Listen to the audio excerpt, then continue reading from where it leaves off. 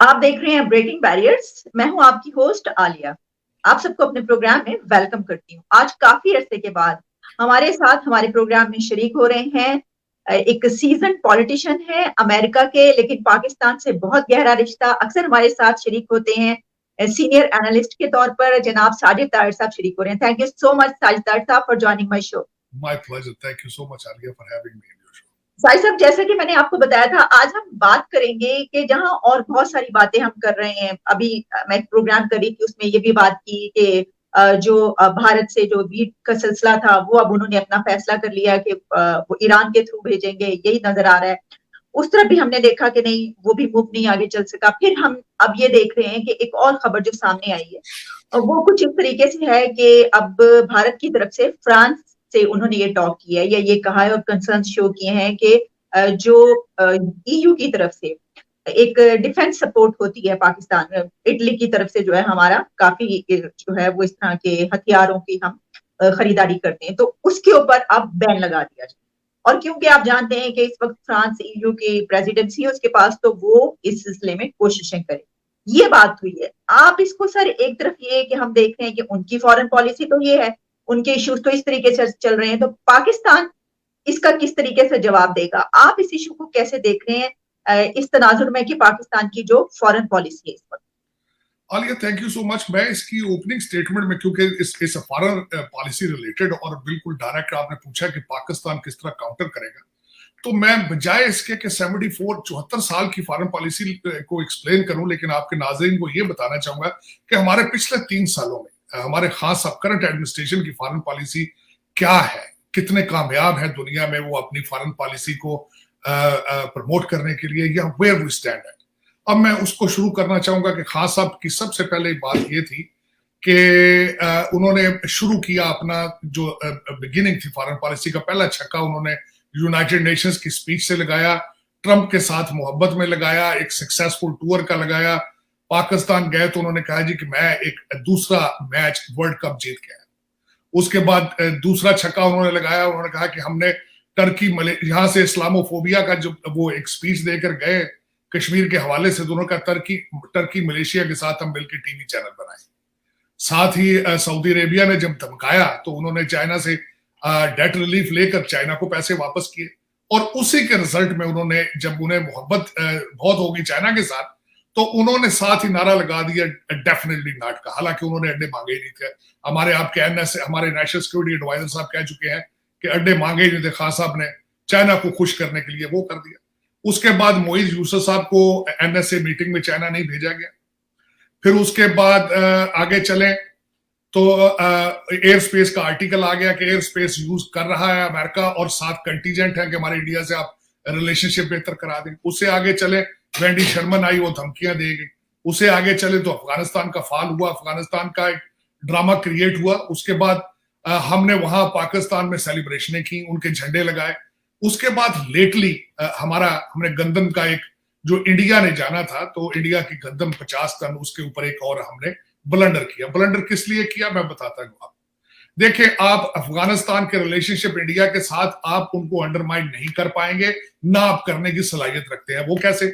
एक तो उनकी $3 बिलियन की इन्वेस्टमेंट अफगानिस्तान में, 400 प्रोजेक्ट वहां इंडिया कर रहा है लोगों के दिल जीतने के लिए। उनकी पार्लियामेंट की बिल्डिंग जो है वो इंडियन मेड है, वहां की पुलिस की ट्रेनिंग है वो इंडियन मेड है, वहां के बच्चे पढ़ने जाते हैं तो वो इंडिया जाते हैं, वहां के एलीट क्लास इलाज कराने जाती है तो वो इंडिया जाती है।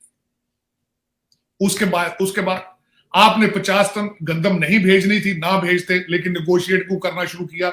आपने उन्हें क्यों कहा कि आपकी गंदम को हम बॉर्डर से ला के अपने ट्रकों में डालेंगे और पैसे आप किराया खुद देंगे? तो मेरा मकसद, आपने उसको बड़े बुरे तरीके से पोल्यूट किया। और जो मेरा आपका ओरिजिनल जो एक ऑब्जेक्टिव था कि अफगानिस्तान में इनकी गुडविल इंडिया की ना बढ़ सके, तो वो उन्होंने ईरान की साइड से कर लिया। तो ये आपकी फॉरेन पॉलिसी का एक छोटा सा मैंने आपको प्रीव्यू दिया। अब मैं उसके बाद में आना चाहता हूं फ्रांस के बारे में। ये वही फ्रांस है जहां अभी तक पाकिस्तान का एम्बेसडर मौजूद नहीं है। ये वही फ्रांस है जहां तहरीक लब्बैक पाकिस्तान के लिए आप अभी तक फ्रेंच जो है वो आपसे डर रहे हैं, और ये वही फ्रांस है जिसके पास यूरोपियन यूनियन की प्रेसिडेंसी है। और अब उसके बाद आप जो इटली से आप लेते हैं जो कुछ थोड़ा बहुत, वो आपको अगर को अल्लाह अल्लाह के नाम पर कुछ दे दे तो वो दे दे। आपकी डिफेंस इस वक्त, अगर चाइना और इंडिया के रिलेशनशिप ठीक होते तो आपको कुछ भी नहीं मिलना था।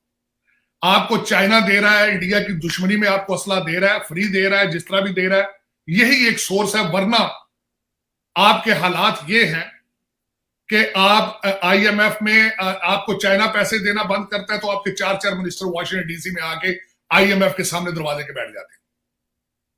आप फिर चाहे इनके आपने ऊपर आपने एक और तड़का लगाया, आपने इनकी डेमोक्रेटिक समिट में भी नहीं आए। उसके बाद मेरा मकसद आपके हालात, आपका सीबैक बंद पड़ा है, अगले महीने इमरान खान साहब उसको मिन्नत करने जा रहे हैं चाइना में कि हमारे साथ कुछ करें। तो इन हालात में जब पाकिस्तान से अल अमान की आवाजें उठ रही हैं, आप सलाहियत रखते हैं कि आप असला खरीदें? अगर इटली और फ्रांस आपको बेचना चाहते भी हो तो आप यहां पे, मेरा मकसद आपकी, मैंने हमेशा कही थी पाकिस्तान की फॉरेन, अब उसमें मैं सपोर्टिंग आर्गुमेंट दूंगा आपकी। मैंने हमेशा ये कहा है कि आपकी हर policy, not only foreign policy, आपकी इकोनॉमिक पॉलिसी और हर चीज डॉलर बेस्ड रही है। आपकी इशराफिया को डॉलर चाहिए अपने बच्चों को वेस्ट में पढ़ाने के लिए, उनकी प्रॉपर्टियां बनाने के लिए। आईएमएफ का 22वां प्रोग्राम है, 21 प्रोग्रामों में आपने क्या कर लिया पाकिस्तान में? आपने, आपका अभी जो हमारे जो रियासत मदीना के ठेकेदार जो कॉन्ट्रैक्टर हैं, इनकी कैबिनेट का एक बंदा अगले दिन फ्रांस में आया, उसने कहा मुझे माइग्रेन हुई है तो मैं फ्रांस में डॉक्टर से मिलने आया हूं। आपने 22 आईएमएफ के प्रोग्रामों में एक ऐसा हॉस्पिटल इस्लामाबाद में नहीं बनाया जहां आपके वजीर अपना इलाज करा सके। तो अगर आपके ये हालात हैं इंटरनल, आप, अच्छा मैं उसमें जो आखिरी उसमें क्लोजिंग आर्गुमेंट में ये कहूंगा कि मैं ये कहता था कि आपकी हर पॉलिसी डॉलर बेस है, अगले दिन मोईज यूसुफ साहब ने आके उसको सर्टिफाई कर दिया। उन्होंने कहा है कि जब आप लोगों से, आप दुनिया से कर्जे लेंगे तो आपकी फॉरेन पॉलिसी पे उनका इंफ्लुएंस होगा। बिल्कुल सही कहा उन्होंने, नेचुरल है, ऑब्वियस है ये कि जब आप आईएमएफ से के सामने 1 बिलियन के लिए आप सरनगू होके बैठे हैं तो आपका स्टेट बैंक जाहिर है वो ही चलाएंगे। आपके शौकत तरीन साहब की डेफिनेशन देख लें, आप अपने गवर्नर स्टेट बैंक की डेफिनेशन देख लें, आपकी दूसरी सारी पॉलिसीज देख लें, तो वही इंफ्लुएंस होगा जहां से पैसे आएंगे।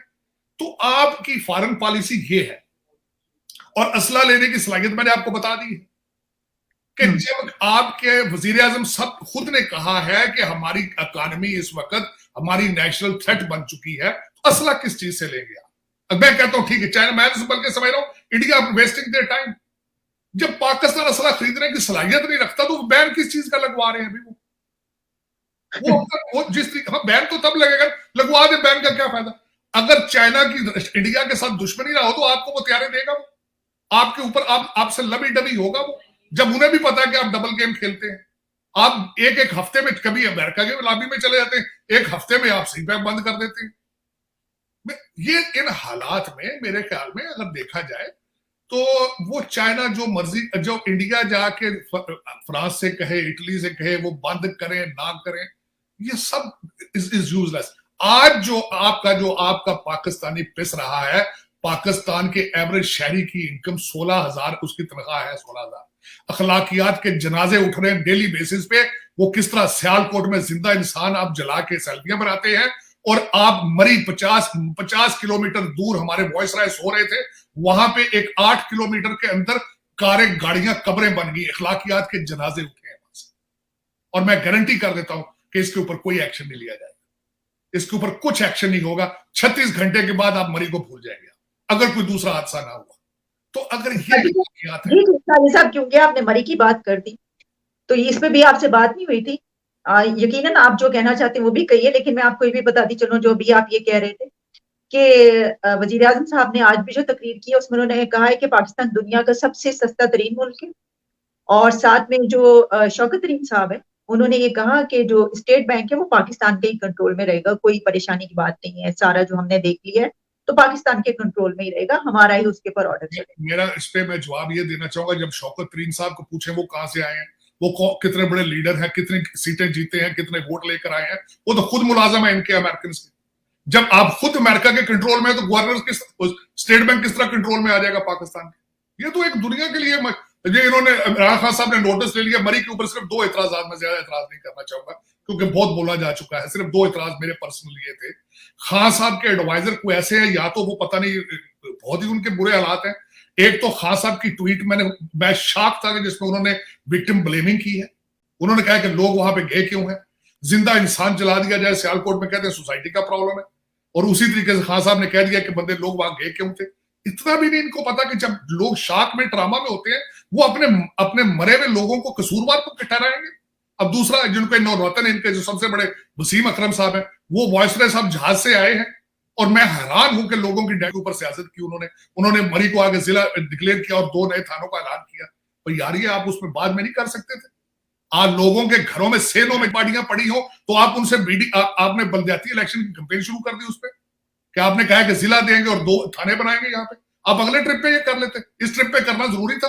आप गले मिलते लोगों को जाके जिनके लवाकिन मर गए। लेकिन उसमें ये था कि मैंने कहा कि हम लोग इम्यून हो चुके हैं इन चीजों से। मैं और आलिया, आप और मैं जो बातें कर रहे हैं, कुछ भी इसमें नया नहीं है। ये हर इंसान के हाथ में फोन मौजूद है, स्मार्टफोन। हर बंदे को पता है कि लूटा जा रहा है और बेदर्दी के साथ लूटा जा रहा है। दुख की बात यह है कि 22 करोड़ लोग एक बहुत बड़ी जेल के अंदर हैं। वोट डालते किसको है, जाते किसको है, मर रहे हैं लोगों को पता है कुछ भी नहीं मिल रहा। लेकिन कोई कहते हैं नो रिलीफ इन साइट। मेरा क्वेश्चन मार्क है, कौन आजाद, हमें कौन बचाएगा? हमें पहले ये नजर आते थे, हमारे जो मदीना की रियासत के जो हमारे कॉन्ट्रैक्टर हैं, पहले इन पे लोगों ने उम्मीदें लगाई, मैं शामिल हूं उसमें। आज कौन सा इंस्टीट्यूशन इनको वो कहते हैं कि एक पेज वाले भी उन्होंने वो भी खत्म कर दिया काम। पहले लोग उनको देखते थे। अच्छा, उसके बाद मरी के बारे में छोटी सी बात कर रहा था, वो आके वो बचाना, देखिए एक तो सबसे बड़ी बात है, उसमें भी वो लेट आए हैं, कहते फौज ने आके बचाया। वो तो कैंट के बिल्कुल कैंट 2 छौड़ियां उसके साथ है। पहले उन्होंने क्यों नहीं उन लोगों की जानें बचाई? मान ली बात, अगर उन्होंने आके बचाना चाहिए था तो सबसे पहले इन्हें चाहिए था कि जो इनकी डिजास्टर मैनेजमेंट अथॉरिटी है, उसका 500 मिलियन रुपीस का बजट है साल का, 51 उसके ऑफिसर हैं, उसको सुबह उठते ही खत्म कर देना चाहिए था। उसका कोई अमल दखल नहीं। और पाकिस्तान में जितना सबसे बड़ा बाहर से पैसा जाता है, चाहे जल्जले में जाए, चाहे जिस चीज में जाए, सबसे ज्यादा फ्रॉड वो करते हैं डिजास्टर मैनेजमेंट वाले। 40 अरब रुपया अभी तक कोविड के फ्रॉड में से नहीं पकड़ा गया, जो वजीर आजम साहब के फंड से। तो उसका क्या फायदा है? और जो मशीनरी सारी पड़ी थी, उसे कहते हैं उसमें वो अब्बासी साहब, आपके पुराने वजीर आजम साहब, जो वो पब्लिक में आके कह चुके कि वो लोगों ने उनसे पूछा, उसमें डीजल ही नहीं था। लेकिन एक भी, मुझे क्वेश्चन, एक भी इस्तीफा है, एक भी बंदे को अकाउंटेबल बनाया गया? वही एक पिछले 70 साल का ड्रामा है। कमीशन बन गया है, कमेटियां बन गई हैं, वजीर आजम साहब ने एक्शन ले लिया है, वजीर आला ने एक्शन ले लिया है। यार एक्चुअली ये अब लोग नहीं सुनना चाहते मेरी जान। ये लोग इसको ये देखिए कि चले, इतना तो होता था कि अगर फेलियर, बेशक कई मरतबा ऐसा हुआ कि गवर्नमेंट का हुआ, जो भी एडमिनिस्ट्रेशन है उसका फेलियर है, लेकिन कम से कम ये तो होता कि आकर सदमे का इजहार किया जाता, लोगों के साथ सॉलिडारिटी का इजहार किया जाता, आंसू चंद बहा लिए जाते। कोई बात नहीं, बेशक नकली ही, लेकिन कुछ तो होता है। हमें तो ऐसा मतलब वो लगता है जैसे हवा में उड़ा दिया, मजाक उड़ाया जा, ऐसी स्टेटमेंट्स हैं कि लगता है कि मजाक उड़ाया जा रहा है। ये तो एक ऐसा मौजूद था मरी का कि इसके ऊपर तो सिर्फ आप इसको यहीं तक रखें और आप इसके ऊपर लोगों के साथ सॉलिडारिटी का इजहार करें, लेकिन ऐसा भी कुछ नजर नहीं आया। तो कमीशन की तो बात बहुत, फिर उसका क्या फायदा होगा? इस वक्त लोग जान चुके हैं, लोग अब इनकी बातें ना सुन रहे हैं, ना इनको तवज्जो दे रहे हैं। Pakistan has become a leaderless and having an apatite for leadership. अब वो गैप जो है वो पता नहीं अब किसने फिल करना है। दूसरे सारे भी चले हुए कारतूस हैं, लोग मायूस हैं, उनकी भी हिस्ट्रियां मौजूद हैं, केसेस मौजूद हैं। और इस वक्त मैं बता रहा हूं कि अगर मैं वॉशिंगटन डीसी में बैठ के सारा कुछ देखने के बावजूद कोई रिलीफ नजर नहीं आती कि कौन सा इंस्टीट्यूशन हमें बचाएगा, इस मुसीबत से कौन हमें लेके निकलेगा। हमारे 22 IMF के प्रोग्राम है, $1 बिलियन के लिए आपने मुल्क सारे का सारा भेज दिया, और वो डॉलर पाकिस्तान नहीं जाएंगे, वो सिर्फ अशराफिया के बच्चों के लिए लिए जाते हैं, और वो उनके लिए लेके वो कर रहे हैं सारा कुछ सबको। और खान साहब ने खुद कन्फेशन किए हैं कि माफिया चला रहा है और मेरे कंट्रोल में नहीं है चीजें, मुझे अच्छी टीम नहीं मिली है, मेरा ये किया है वो किया है। लेकिन इस वक्त अब जवाब भी बनता था इन सारी चीजों के बाद, अब पाकिस्तान के इन हालात को मजीद ड्रैग किया जाए। जो भी इस वक्त डिसीजन मेकर है, मुझे समझ नहीं आती। मुझे तो लगता है मेरी तरह वो भी मायूस है, उन्हें भी कुछ नजर नहीं आ रहा। अब इस वक्त हालात तो ये चल रहे हैं। अच्छा साजिद तैयब साहब, जिस तरह हमने ये बात की, तो अब जहां पर मोहित यूसुफ साहब अगर ये कह रहे हैं कि जो पॉलिसी है, जिस तरह आपने कहा कि हम अभी भी जो है वो अमेरिका के अंडर ही नजर आ रहे हैं, गो कि ये इससे पहले बहुत कुछ और भी कहते रहे हैं, लेकिन जो हम वापस उसकी तरफ लौटते हैं कि फर्ज कीजिए कि अगर इस तरह होता है, और क्योंकि अब फ्रांस जो है उससे तो आपको पता है कि यहाँ पे तो टीएलपी के जुलूस जल से निकलते रहे उनके खिलाफ, तो वो तो ऑलरेडी उनके साथ हमारे रिलेशन अच्छे नहीं है। तो क्या आप समझते हैं कि ये जो मूव है इसको फिर वो आगे लेकर चलेंगे और वाकई ऐसा कुछ हो जाएगा कि इस तरह को कोई बैन लग सकता है पाकिस्तान के खिलाफ, और कोई ऐसी तहरीक चल सकती है वहां पे कि ठीक है ऐसे ही किया जाए? उसके बाद मैं अमेरिका के करंट सिचुएशन बताना चाहूंगा कि एक तो इस वक्त पाकिस्तान की इनको टाइम मिला हुआ था। उसकी वजह यह है कि अमेरिका के अंदर इस वक्त आपने सियासी क्राइसिस है, पॉलिटिकल क्राइसिस। इस वक्त जो वीक 3 अमेरिकन प्रेसिडेंट बैठा है, उसको उनको पॉपुलैरिटी, वोट ऑफ कॉन्फिडेंस हासिल नहीं है अवाम का। और दूसरा, pentagon, strong army, Democrat party का एजेंडा ही नहीं होता। इस वक्त ओबामा दौर की फॉरेन पॉलिसी चल रही है। ये पाकिस्तान की खुशकिस्मती थी। इसमें इनको चाहिए था कोई कैचअप करते, कोई अमेरिका के साथ रिलेशनशिप करते या कुछ और मजीद कर लेते। अमेरिका ने इनके खिलाफ सख्त स्टैंड नहीं लेना था, नहीं लेने की सलाहियत नहीं रखता। लेकिन उसके पाकिस्तान के एक इम्तिहान आएगा, वो ये आने वाला है कि या मिड टर्म इलेक्शन में रिपब्लिकन जीतेंगे, और 2024 में अगर जब रिपब्लिकन प्रेसिडेंट आता है तो वो जो 22 सेनेटर्स जिन्होंने अफगानिस्तान रिलेटेड एक बिल पेश किया था, एक तो पाकिस्तान को उसका जवाब देना पड़ेगा, फ्यूचर में आगे क्लैरिफिकेशन देनी पड़ेगी। और दूसरा, उसके बाद वो जब क्लैरिफिकेशन होंगी, फिर एक विंडो खुलेगी कि पाकिस्तान शायद एक अमेरिका के साथ गुड बुक्स में आए, कुछ चीजें करे। अभी अगर आपने हालात देखने हैं तो एक ओबामा दौर की फॉरेन पॉलिसी देख लें कि क्या थी पाकिस्तान पे अटैक, कितने ड्रोन अटैक हुए। दूसरा, वेंडी शर्मन कौन थी? वेंडी शर्मन अब हमारे जो सेक्रेटरी स्टेट है टोनी बिल्किन, उनके नीचे काम करती है, उनकी कॉन्फिडेंट है। और जो उन्होंने पाकिस्तान के लिए अल्फाज इस्तेमाल किए इंडिया में, उन्होंने कहा कि I am not going Pakistan, America is not interested in opening relationship window with Pakistan. और दूसरा, उन्होंने सिर्फ आके लिमिटेड बात की थी, एयर स्पेस, एयर अड्डों के लिए बातें की हैं।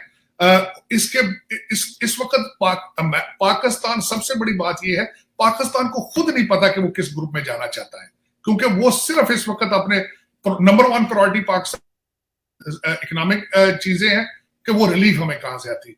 वो रिलीफ जहां से भी आएगी पाकिस्तान उस साइड पे जाएगा। इन्होंने चाइना के दरवाजे भी खटखटाए हैं, आईएमएफ के दरवाजे पर भी बैठे हैं। बल्कि रिसेंट में बात बताना चाहूंगा कि इस ट्यूसडे को आपका जो आईएमएफ का पैकेज था उसको रिव्यू करना था, आईएमएफ ने, उन्होंने डिले कर दिया है। उन्होंने हफ्ता 10 दिन और उसको डिले कर दिया। ये भी एक चैलेंज है, क्योंकि वो भी देखते हैं कि क्या कर रहे हैं, क्योंकि आप चाइना की तरफ भी देख रहे हैं और कई चीजें हो रही हैं। लेकिन आप इस वक्त, आपके फॉरेन मिनिस्टर साहब इस वक्त रोमानिया में बैठे हुए हैं। लेकिन सबसे बड़ी बात यह है कि जब एक कंट्री का नंबर 1 प्रायोरिटी इकोनॉमिक चीजें हो और करप्शन को रोके बगैर, जब खान साहब ने खुद एडमिट किया था 10 से 12 अरब रुपया डेली बेस पे पाकिस्तान में करप्शन होती है, तो खान साहब उस करप्शन को रोकने में किस हद तक कामयाब हुए। डॉलर फिर भी आ जाएंगे बाहर से, लेकिन वो डॉलर रुक नहीं सकेंगे पाकिस्तान। सर मिनी बजट भी आ रहा है, मिनी बजट भी आने लगा। मिनी बजट तो मजबूरी थी ना आईएमएफ की देना। और मैं बल्कि इस मिनी बजट को ये कहूंगा कि जब भी आप पेट्रोल और बिजली की कीमत बढ़ाते हैं वो मिनी बजट होता है। और उसके बाद अभी तो कौम पे सख्ती ये आएगी कि 2 अरब रुपए के नए टैक्सेस और 3 कुछ अरब के जो सब्सिडीज की उसको खत्म कर रहे हैं। एक फ्लड आएगा, अभी एक तूफान आएगा महंगाई का, जिसका आप अंदाजा नहीं लगा सकते कि क्या सर्कमस्टांसेस होंगे।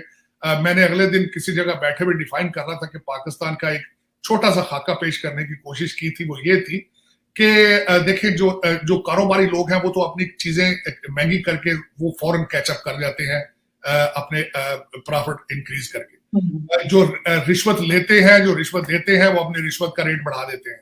जो रिश्वत देने और ना लेने की सलाहियत नहीं रखते, वो फिर क्राइम वाली साइड पे जाते हैं। और खास अब जिस तरह ज्यादा हजरत उमर की मिसालें देते हैं, हजरत उमर के दौर में जब कहत पड़ा था तो वहां पे चोरी की सजा मुअत्तल कर दी गई थी। इस वक्त आपके इस मिनी बजट के बाद हालात वही आने वाले हैं। आपकी मिडिल क्लास गुर्बत से नीचे जा चुकी है, उन पे चोरी हलाल होने वाली है। तो ये हालात इस साइड पे जा रहे हैं। लेकिन अफसोस की बात कि इस्लामाबाद में आपके किसी अशराफिया के माथे पे बल भी नहीं, क्योंकि उनकी इनकम डॉलर्स में है, उनकी आमदनी पाउंड में है, उनके बच्चे फॉरेन सिटीजन हैं, वन वे टिकट उनकी जेब में है, वो क्यों सोचेंगे पाकिस्तान के बारे में? ये आपका टोटल मैंने खुलासा पेश किया, ये आपके हालात हैं। अब उसमें से पाकिस्तान में से आपको इस मुसीबत में से को पाकिस्तानी ही बचा सकता है, फॉरेन नेशनल आपको नहीं बचा सकते, आपके लंदन का कैपिटल आपको नहीं बचा सकेगा, कोई इस्लामाबाद में ही मर्द मोमन होगा जो बचाएगा, लेकिन वो मुझे अभी वो उसका कोई इशारा नजर नहीं आ रहा। अभी तक तो अंधेरा ही अंधेरा है और हवाओं का रुख सख्त गर्म हवाओं का रुख इस वक्त पाकिस्तान की तरफ, क्योंकि मिनी बजट महंगाई, आपका एक्सपोर्ट इंपोर्ट बिल्कुल ना होने के बराबर, करप्शन जो है उसको उसके ऊपर देखें, अकाउंटेबिलिटी 0%। तो इन हालात में आप देखें आपको रिलीफ किस साइड से आएगी, कोई रिलीफ आने का मेरे लिए भी क्वेश्चन मार्क है। I'm still student of political science। अगर आपको भी आलिया कहीं से ये चीज नजर आती हो, I would love to learn about it, लेकिन मैं खुद मायूस हूं Washington DC. This is what the real picture is. बहुत बहुत शुक्रिया आपका साजिद डार साहब, thank you so much for your precious time. My pleasure, thank you.